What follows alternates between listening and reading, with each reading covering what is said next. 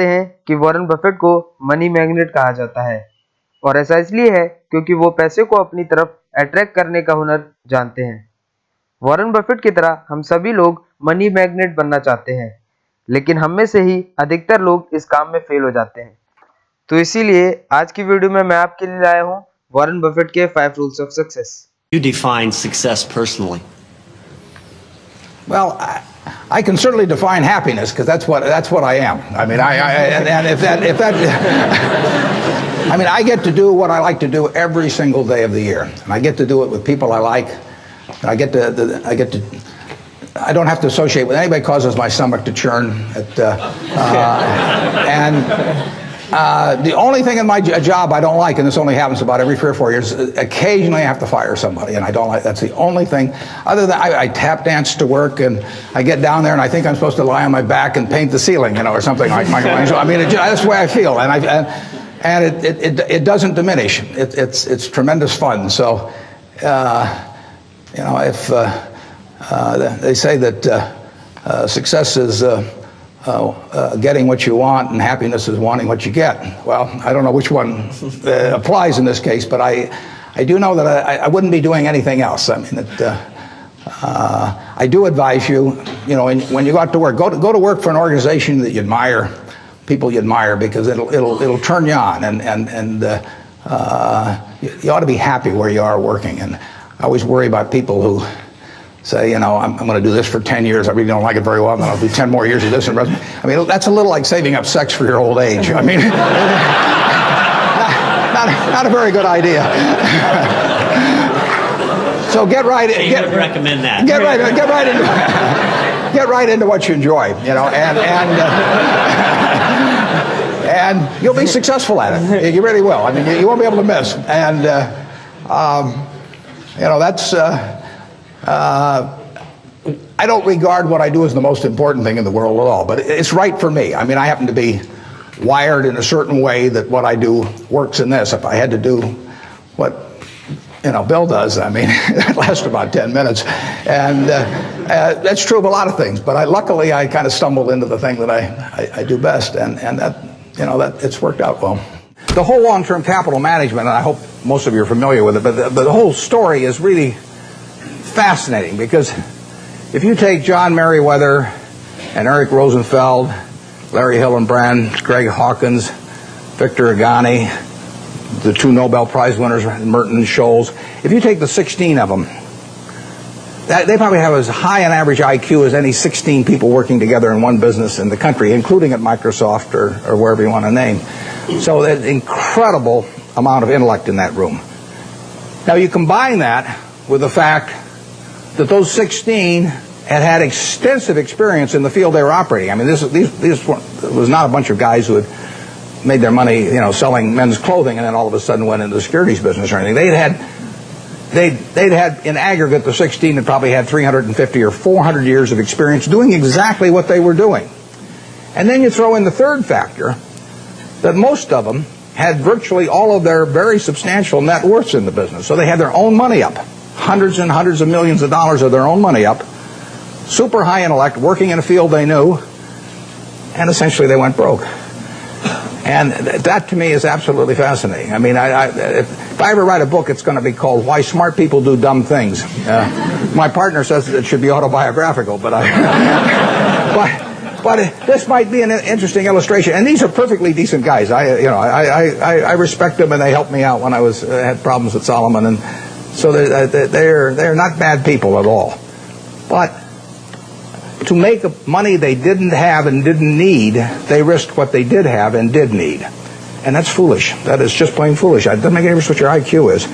If you risk something that is important to you for something that is unimportant to you, it just does not make any sense. I don't care whether the odds are 100 to 1 that you succeed or 1,000 to 1 that you succeed. If you hand me a gun with 1,000 chambers, 1,000,000 chambers in it, and there's a bullet in one chamber, and you said, put it up your temple, how much do you want to be paid to pull it once? I'm not going to pull it. You can name any sum you want, but it doesn't do anything for me on the upside, and I think the downside's fairly clear. So I'm not interested in that kind of a game, and yet people do it financially than without thinking about it very much. I have an old-fashioned belief that I should expect to make money in things that I understand. And when I say understand, I don't mean understand, what the product does or anything like that. I mean understand what the economics of the business are likely to look like 10 years from now or 20 years from now.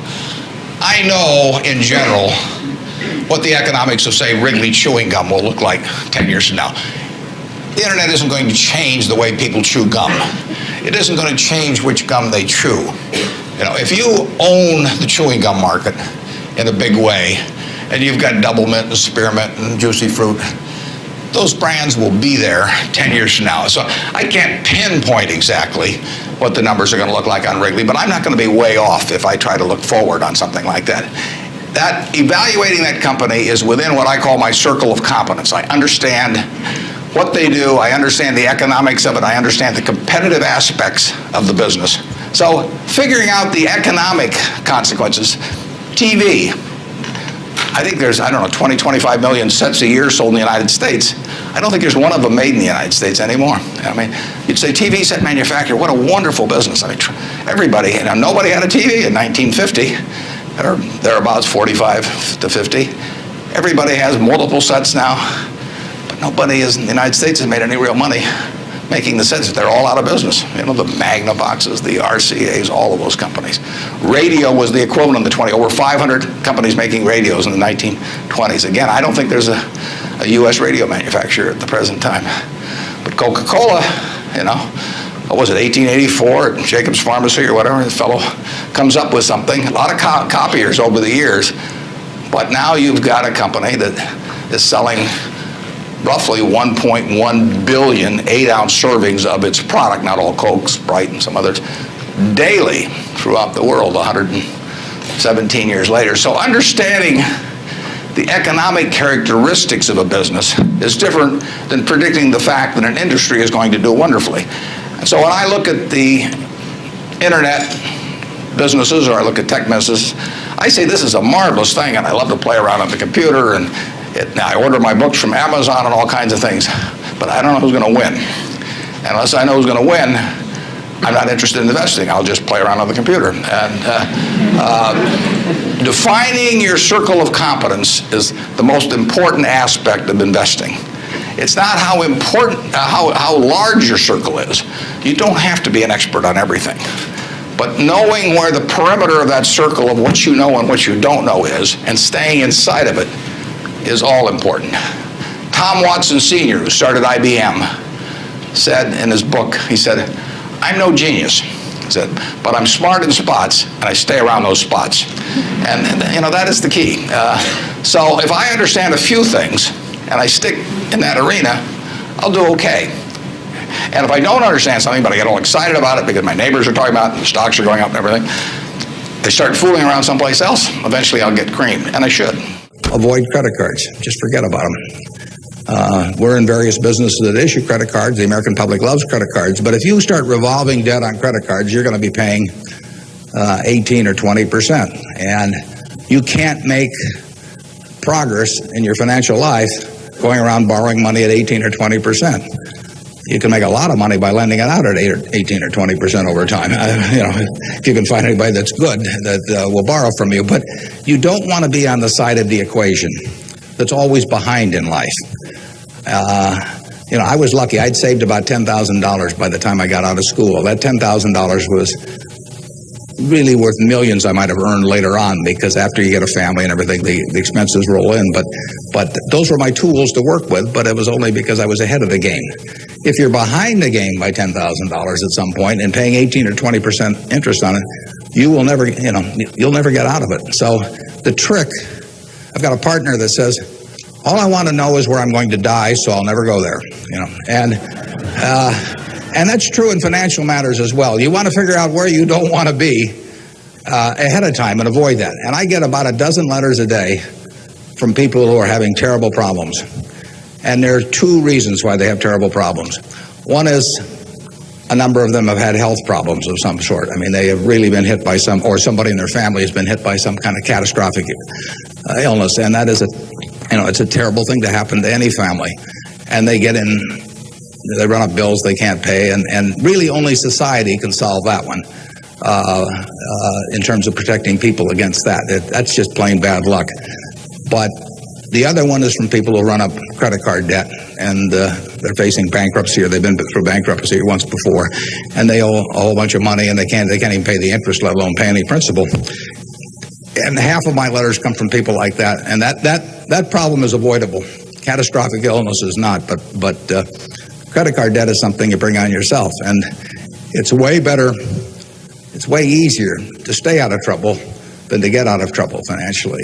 And I will guarantee you, if you run a big credit card debt, you will be in trouble probably the rest of your life in terms of your financial situation. On the other hand, if you get ahead of the game, even it's on a very modest scale, so that money is coming in from investing, and people owe you money, or equities owe you ownership, you'll be way ahead of the game compared to paying it, always paying your creditors every month. So my advice to you is, if you can't pay for it, don't buy it, and get yourself in a position where you can pay for anything, and then we'll be glad to see you at Borsheim's or the Nebraska Furniture Market. I always look at IQ and talent as sort of representing the horsepower of the motor, but then in terms of the output, the efficiency with which the motor works, that depends on rationality, because a lot of people start out with 400 horsepower motors and get 100 horsepower of output, and it's way better to have a 200 horsepower motor and get it all into output. And so why do smart people do things that interfere with really getting the output they're entitled to? And it gets into habits, into character, into temperament, and it really gets into behaving in a rational manner. And not getting in your own way. As I say, everybody here has the ability absolutely to do anything I do and much beyond. And some of you will, and some of you won't. But it will. The ones that won't, it will be because you get in your own way. It won't because the world doesn't allow you to. It will be because you don't allow yourself to.